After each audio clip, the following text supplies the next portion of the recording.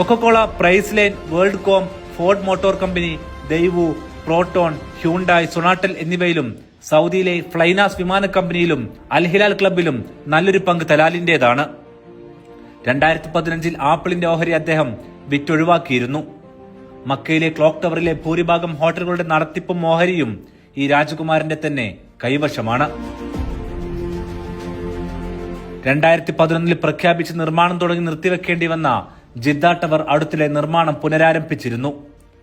പ്രാഥമിക നിർമ്മാണം 2 വർഷത്തിനകം പൂർത്തിയാകുമ്പോൾ ദുബൈയിലെ ബുർജ് ഖലീഫയെ ഇത് ഉയരം കൊണ്ട് കീഴടക്കും.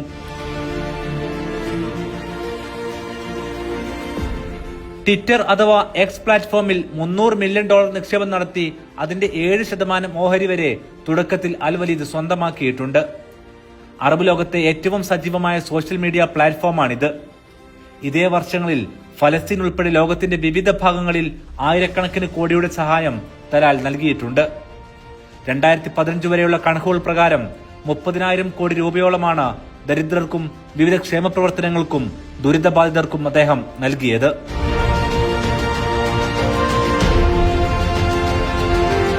ജിദ്ദ ടവറിന്റെ നിർമ്മാണ ചുമതലയുള്ള കിങ്ഡം ഹോൾഡിംഗിലും സൗദി ഭരണകൂടത്തിന് നിശ്ചിത ഓഹരിയുണ്ട്.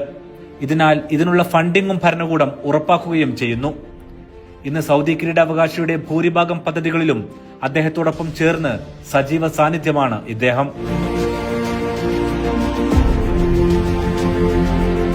1.5 ലക്ഷം കോടിയോളമാണ് ഇന്ന് ഈ രാജകുമാരന്റെ സമ്പാദ്യം.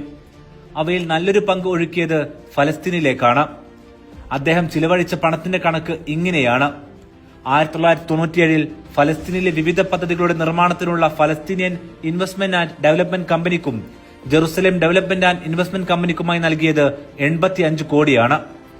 വെസ്റ്റ് ബാങ്കിലെ ഇസ്രായേൽ ആക്രമണത്തിന് പിന്നാലെ ഫഹദ് രാജാവിന്റെ ആഹ്വാനത്തിൽ നൽകിയത് 203 കോടി. 27,000 കോടി ഇതുപോലെ ഓരോ വർഷങ്ങളിലും സഹായത്തിനായി നൽകുമെന്ന് ഇതിന് പിന്നാലെ 2015 ഈ രാജകുമാരൻ പ്രഖ്യാപിച്ചിരുന്നു. അതിപ്പോഴും തുടരുകയാണ്. തന്റെ സമ്പത്തിന് നല്ലൊരു ഭാഗം സഹജീവികൾക്കായി മാറ്റിവെക്കുമെന്നും തലാൽ കഴിഞ്ഞ വർഷം ആവർത്തിച്ചു.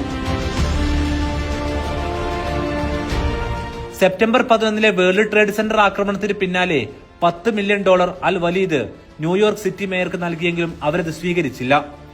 സഹായം നൽകിക്കൊണ്ട് ഇദ്ദേഹം നടത്തിയ പ്രസ്താവനയായിരുന്നു അതിന് കാരണം.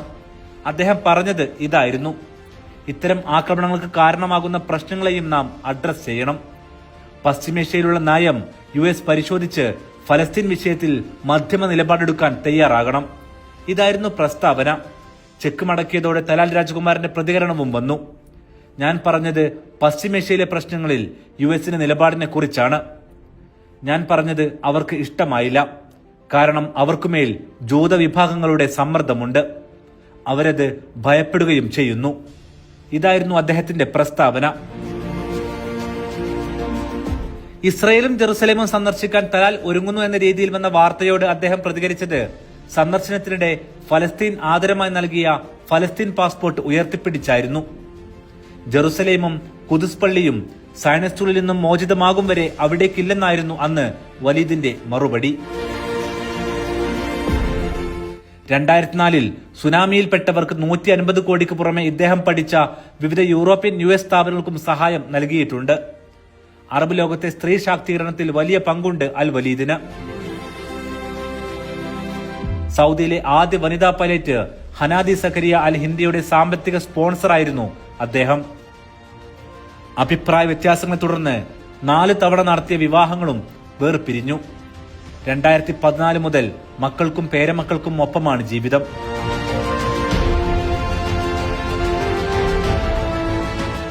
അവരോടൊപ്പം ചിലവഴിക്കാനും സമയം കണ്ടെത്തുന്നു. മക്കളായ റീമയും ഖാലിദും ബിസിനസ് പ്രമുഖരാണ്. സഹോദരി സഹോദരന്മാരിലെ മറ്റൊരു പ്രമുഖൻ അസീർ അമീറായ തുർക്കി ബിൻ തലാലാണ്.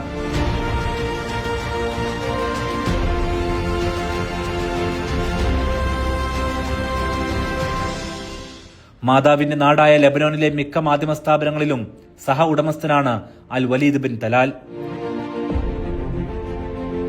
വിവിധ അത്യാഡംബര പദ്ധതികളിലും തലാലിന് പങ്കുണ്ട്.